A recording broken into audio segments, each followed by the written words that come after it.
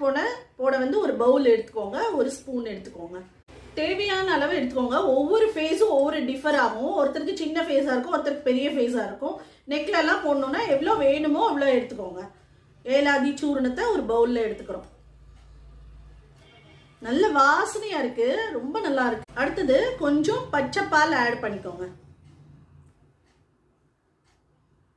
ரொம்ப வாட்டரி ஆயிடக்கூடாது, ரொம்ப தண்ணி ஆயிடக்கூடாது.